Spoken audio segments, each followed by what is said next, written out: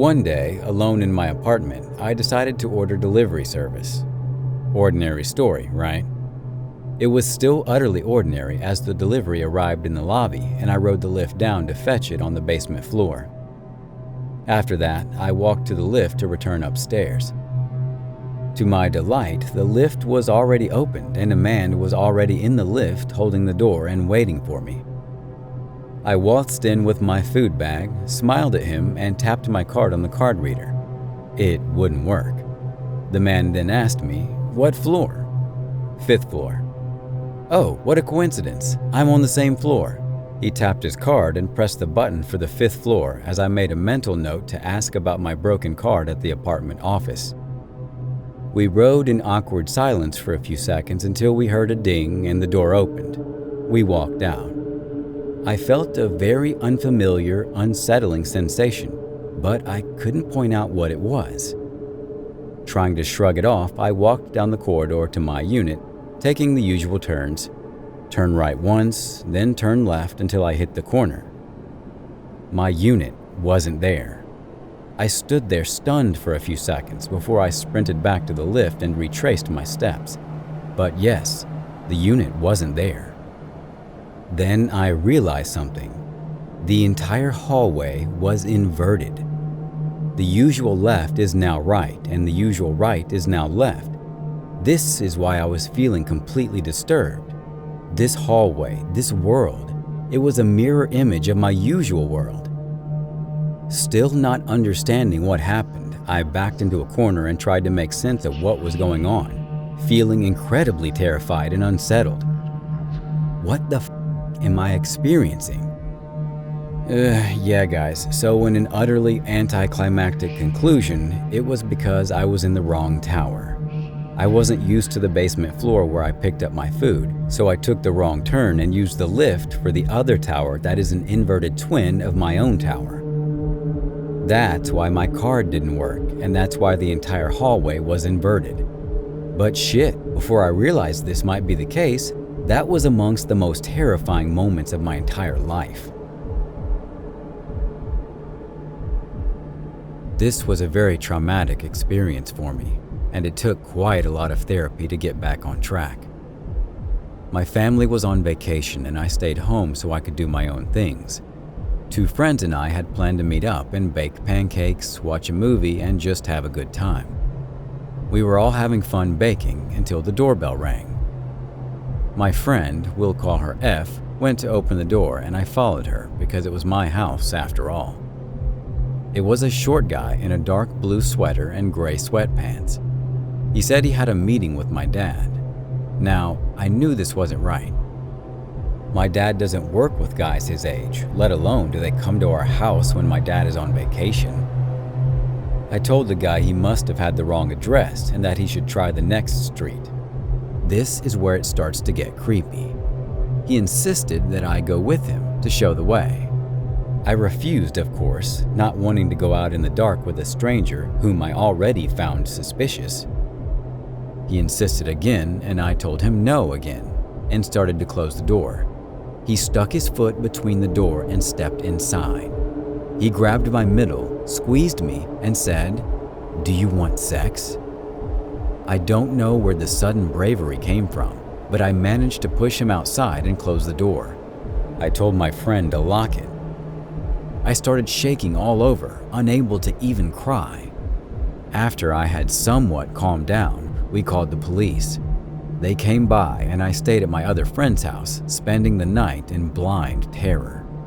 After that, I got scared of everything. I couldn't open the door, answer the phone, or go outside without being afraid of getting attacked, killed, or raped. An arm around my middle, something that wasn't odd for friends to do, would give me a panic attack. It's been over 2 years, but I still feel panic whilst writing this. Don't trust strangers. My parents started leaving me and my sisters home alone when I was 13 or 14. Of course, the rule was not to let anyone know we were alone and not to let anyone in the house. One night, there was a knock at the door. I went to the door and tried to look out, but I couldn't see anything.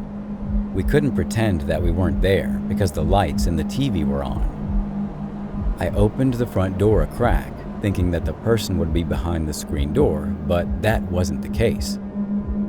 There was a man, late 20s, early 30s, standing in the doorway. I shut the door quickly and told him to get behind the screen door. He obliged, and I cracked the door. Yes, I wasn't very smart, and latched the screen door. He told a story about his vehicle breaking down and his need to use a phone. I said I couldn't see a car, and he indicated that it was further down the road. I asked why he walked past 2 houses right next door to one with no car in the driveway, and he became agitated. Here's the general recollection of the conversation.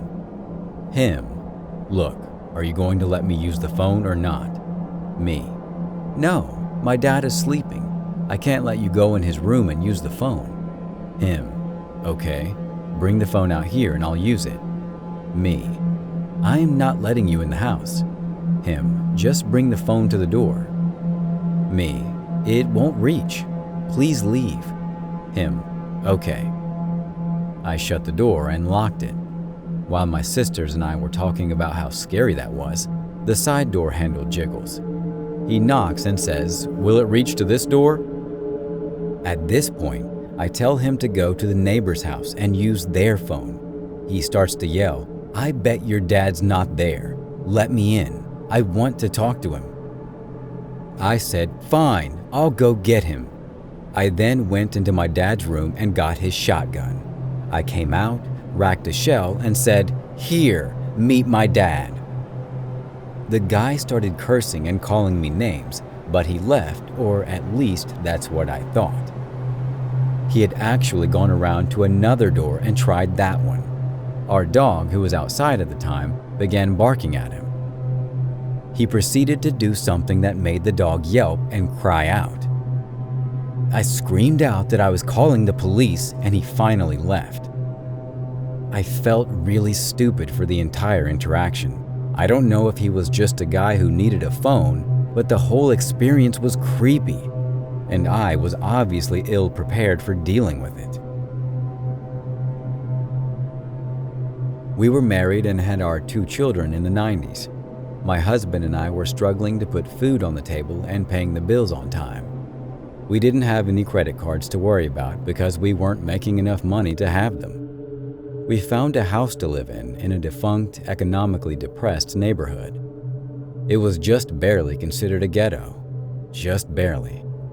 There were a lot of people that did drugs and thefts to cover up the habits they had. It was a bad place to live in, but we had neighbors that looked out and cared for each other. There was a neighbor that had shady dealings living there. I have to tell you this, though he is one of the best neighbors we had. He took care of the houses on that block. One time he said to us, "You don't eat where you shit," meaning he wanted to have a safe home for his family too, and he wasn't going to let any of his clients ruin the neighborhood. My husband couldn't find any jobs that paid well, so he worked in construction. He was exhausted at the end of the day. I was taking care of my children and getting up early in the morning to put in some hours at a local bakery. I would help the owners get ready for the day.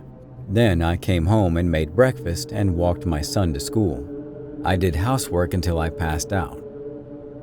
We did this for 2 years. Looking back, I just can't imagine a woman walking alone to her job in the wee hours and not getting mugged, or worse. I think everyone must have known that my dirty angel, my neighbor, was my protector. I like to think of him that way. One night, we were exhausted. We just couldn't go anymore. We all went to bed early, around 7 that evening. Still light enough not to get a good sleep, but we zonked out. We woke up in the morning, and what was in our front yard? Police cars, 2 tow trucks, ambulances, reporters, people, and a body was covered up with a yellow tarp by our driveway. Our neighbor appeared. "I'm so glad that you didn't open the door last night. I'm so glad you didn't do that. I was so worried about you and Juanito." That's what he called my baby boy, by the way. That night, when we went to bed, A man's wife met her boyfriend at the front of our house and was doing the deed when her husband snuck up on the couple and shot them in the car. Dead. The husband then went to our door and started to bang and kick the front door in, screaming and yelling for us to open the door. When the door wouldn't give, he then went to our side door, which was a French door, and tried to get in that way. We just couldn't understand how the man didn't make it in. I mean, you could see the marks and imprints from his shoes on the doors. The French doors have glass panes in them. They should have easily broken. Here's where it gets a little fuzzy. Andy happened to shoot himself by our driveway. The neighbors didn't call the police until the sun was just peeking out in the morning.